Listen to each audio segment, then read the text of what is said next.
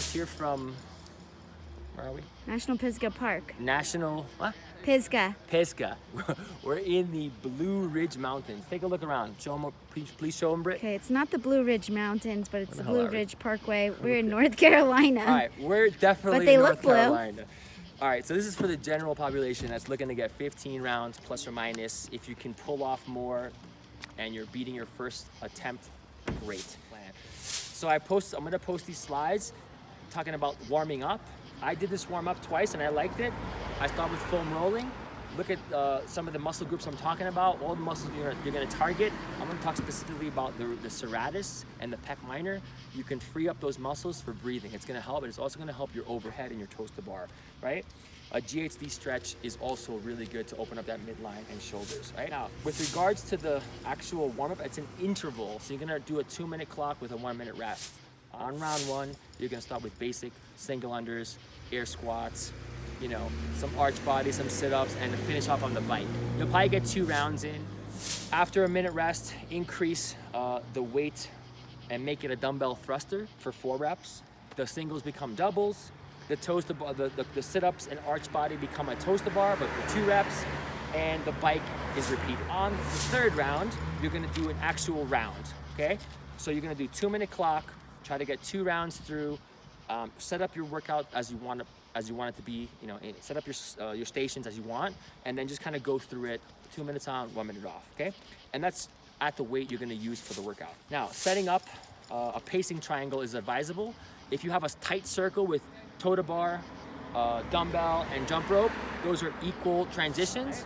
If you have the rope further away and the dumbbell between the rope and the toes to bar, that's gonna give you more rest going into the rope. Or if you have the rope further away and the toes to bar and dumbbells together, you're gonna get more rope going to the jump rope and more rest going to the dumbbell, okay? That just depends on how you wanna play it. So looking at this, the pacing, this is like a really tough workout to pace, but you gotta kind of geek out on it. I did this for other people and then I started thinking about it for myself as well. A round is gonna take about 40 seconds. It can be a little faster if you kind of like speed through your transitions. It's gonna take about 8 to 10 seconds for both the toes to bar and the dumbbell thrusters, depending on how fast you pump out those thrusters, right? And how fatigue plays in. And with regards to the jump rope, 12 to 15 seconds. If you're a little Minnie Mouse and you're cranking out dubs, it's gonna take you 12. If you're taking your time and taking nice big hops, probably closer to 15, right? Now, if all that stays the same and you wanna do an EMOM, you're gonna be left with 20 seconds of time, right? To do with what you want. Look at this example right here. 20 seconds rest. In an EMOM structure, okay, that would be a 20-round workout. So after your 40 seconds, you can figure out how you want to use this rest. If you want rest going from toes to bar to the rope, maybe you take 10 seconds here, 5 and 5, right? Now you have that rest accounted for. Let's say you want to get 16 rounds, that's 115 a round.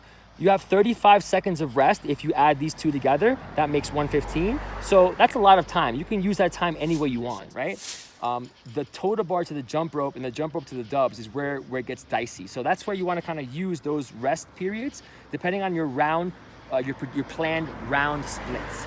Now, if you want to get 13 or 14 rounds, it's a 90-second round, okay? Try to just keep it simple here. Keep the splits across and manage your transition time. I would just try to think off the toes to bar, how much time you want to start your dubs and count in your head, or have a counter do that for you. Then think about how much time you want to go from the jump rope to the dumbbell and count in your head. Like I said, if doing the work doesn't change in terms of time, then what might change is how long it takes you to start that work. So if you're managing that and you're disciplined, then you can kind of stay close to your planned splits. If you fall off a little bit, it's gonna be because you're tired and you're breaking, or maybe you're taking too long to start the set. That's gonna change the dynamic.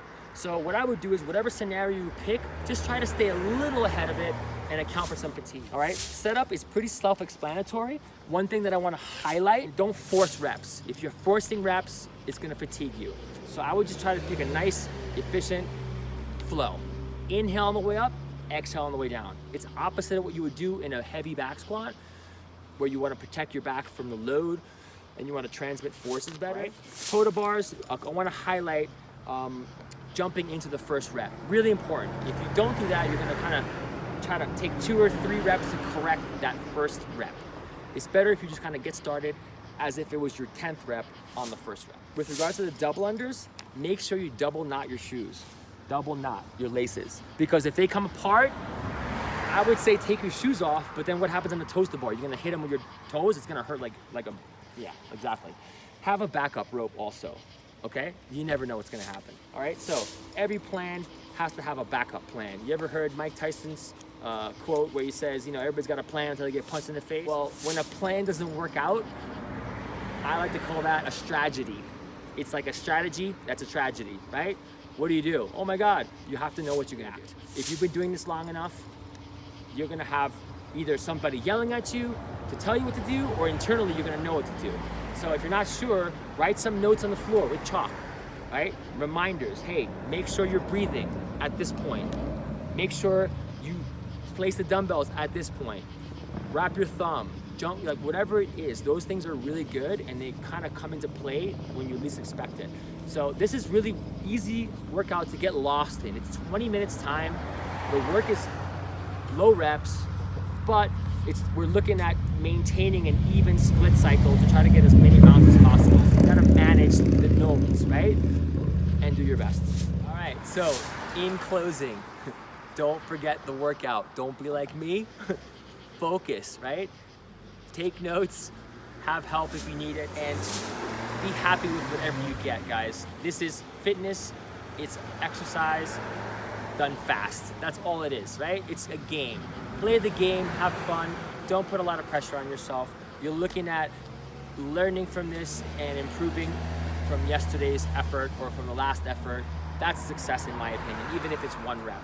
Even if you do exactly the same thing, hey, that shows that you're able to repeat that. That's also a success. Doing worse means you either paced wrong or you had a bad day or there's a lot of excuses out there. Just be grateful for the opportunity that you have to do this again. All right, so something came to me. We left our beautiful mountain location, so now we're at some park and I'm driving by and I found this pull-up bar. Lucky for you.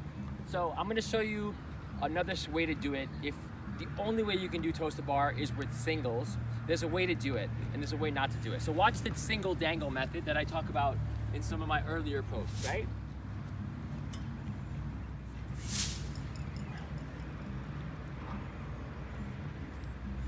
That one you're gonna hang on the bar the entire time. Your feet are gonna be suspended in the air. So you're basically gripping. It's a lot of grip, a lot of time spent, a lot of effort. There's a better way, okay? What you would do is you wanna have contact with the ground so you can start and then come to a hang, pass your feet through the plane, making it legal and connecting with the bar. So because I don't have the right height pull-up bar, I'm gonna use this paver that was here and I'm gonna imagine that's the floor, right? So you gotta find a pull-up bar that you can grab with your feet on the ground, fully extended. Even if you're not fully extended and your knees are bent, you can still pull it off. It just might mean you have to do it with a balled up kind of toaster bar. So watch, this is actually perfect. I'm gonna start with my feet here. I'm gonna pass behind me, touch the bar, stop my momentum with the floor, and do that again.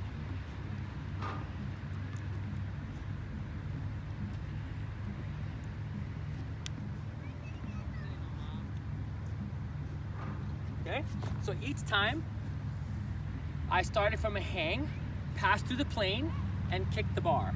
On the way down, stop momentum, lightens up the load on the hands, and allows you to reset. You could even do those with a little bit of a pace. So even if you have toaster bar and you break down, don't give up. Singles.